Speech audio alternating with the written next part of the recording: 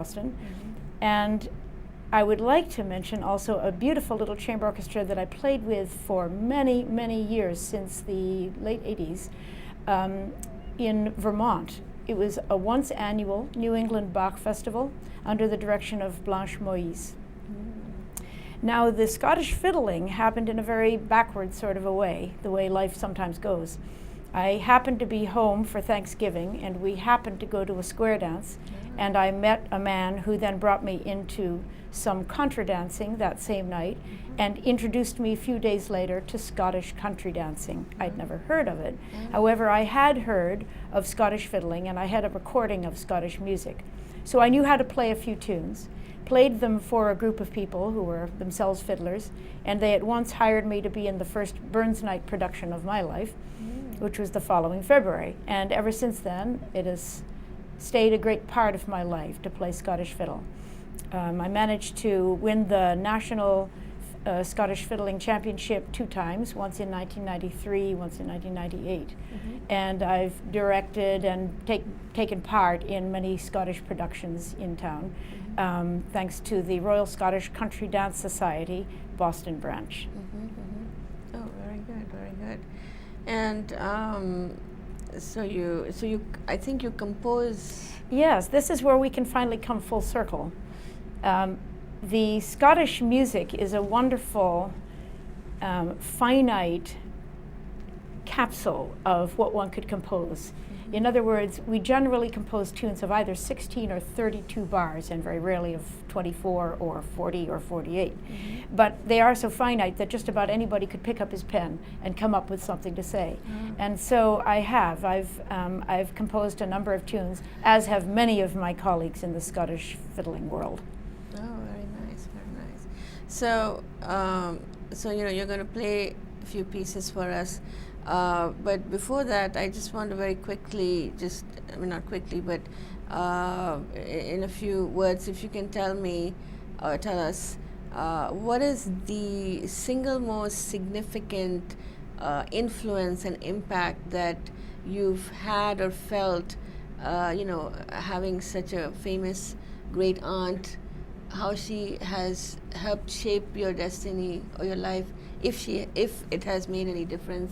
I'm assuming it has, because you followed in the music life and music line. So, and how do you remember her? Like, when you think of her, what do you remember? I'll start with how I remember her, because that's very important to my early years. I remember her as being a very tiny little woman. My sister describes her as a modern woman, but she sat, for every visit that I paid to her, she sat in a little black dress and ropes of pearls and hair bundled up on top of her head, which she actually addressed in the plural, because she said she had so little hair. She said she had to wake up at 5:30 every morning to arrange her hairs. Absolutely delightful woman, very full of spark and vigor of life, even though at the age of 88 she was said to say, "I'm tired of this life and sorry that I have to continue, and it is perhaps only through my interest in my nieces and in my grandnephews and nieces that I will carry on." And carry on she did until the age of 104. Well, naturally, it was a special thing to sit with a 99 or 100 or 101 or 102-year-old woman and hear her wisdom. But I also heard her wisdom through letter writing. This woman wrote to every one of her grandnieces and nephews, especially if we chose to write to her. If I had a problem, if someone died in my family, I could write to her and seek solace. And one of my favorite stories about that was when a hamster died, a pet hamster. And I wrote to her and said, "Blossie," we called her Blossie, "I don't understand. I lost both my grandparents last year. I couldn't find tears, but I've been crying my heart out over this hamster." I expected her to write back words of wisdom about God, but instead she said, "When a person in my life has died, I have grieved. When an animal in my life has died, I've cried my heart out." Now, musically, she was an inspiration just because she knew that I played violin. And therefore, it behooved me to feel proud of the fact that I played and to let her know my deeper interest. I didn't know as a child so much about her own compositional writing. I knew that she was a violinist and a pianist, and she had written some compositions.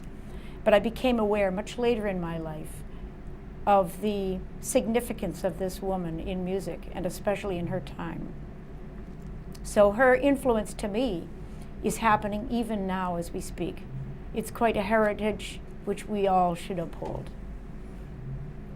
Very good, very good. So that's quite a privilege that you have, coming from this from a musical family and from a famous one, and that. And I'm so glad that that your great aunt was there, because, like I said, that I think even today we don't have that many women composers Yes. in the world, in the U.S. I mean, can you name the most, I don't know if you want to call it topmost or the most famous American composer today? Most famous Women, female. yeah, That would be harder for me to do. There are several. There is one depicted here called Shulamit Ran. Right. And actually we performed in the Pro Arte Chamber Orchestra a work of hers, so her name pops out. Joan Tower is another who has been well known. And I'm sorry for the ones that I'll be leaving out, but the ones at the bottom certainly bear mention. Ellen Tafetz-Willich, Barbara Kolb, Meredith Monk. These are names that I don't actually know myself. But are they still around? She's around, isn't she? The Yes, last? she is. All of these show that they have not yet died. Okay. And also one more, Thea Musgrave has not yet died, Oh, very nice. apparently. Good, good. So, so that's been quite a journey, and now to. Oh, I want to express also thanks to the generation just above me, namely to my mother, Helen Lang Hooper, who was one of 6 daughters of my grandfather, Malcolm Lang, the younger brother of Margaret Riven Lang. And it was my mother who, in our immediate household, was the inspiration for every one of us 5 children to take up an instrument. My oldest sister plays flute professionally. My second oldest sister plays piano and teaches Suzuki piano now and also performs. I play violin. My brother studied clarinet, though he didn't keep it up as an adult. And my youngest sister, Rosamond, also studied flute and also became a singer and was in some musical shows in her early adulthood. Oh, very good, very good. All right, so now to get to a nice closing to a wonderful show, we're going to hear 2 pieces. One is a classical piece, and then one is your own fiddle composition. Yes. What I'm going to do is play the final 2 movements of the E major partita, the partita number 3 by Johann Sebastian Bach. Okay. And those 2 movements are bourrée and gigue. Also, after that, I'll play 3 little fiddle tunes that I wrote. The first one is called The Stubborn Zucchini, which got named because I suddenly came up with the tune right out of the head when I was gathered with the Boston Scottish Fiddle Club. And I had a zucchini baking in the oven, which, however, remained hard as a rock after 40 minutes. So we called it The Stubborn Zucchini, and then out popped the tune. The second tune is Kipling's Rant, which I wrote inspired by the story of Rudyard Kipling when he went off in a huff after 1 year at Brattleboro, Vermont, having had a feud with his brother-in-law. And the third tune is dedicated to a lovely friend of mine. It is therefore called Hal Robinson's Rant. Oh, So I'll play those 3 after the Bach. Okay. Now I'm going to redo my mic for the violin. Okay.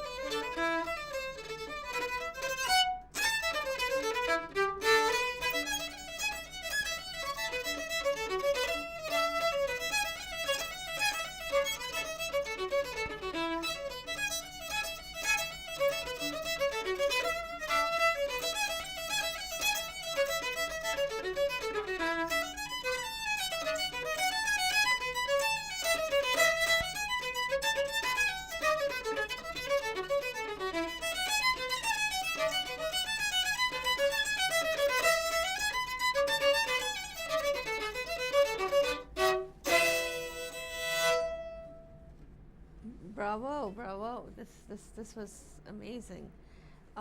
So unfortunately, we have come to the end of the show, but thank you so much for coming and sharing your beautiful history with us, and giving us a chance to learn more about your great aunt and American music scene, back in the 1800s. So we get to live that, even though we were not there. So we get to live that through you. Thank you, Kumo, for giving me the opportunity to talk about my wonderful great aunt. Yes, yes. And so if you'd like to be a guest on my show, you can contact me through my website, kumutv.com. And until next time, au revoir.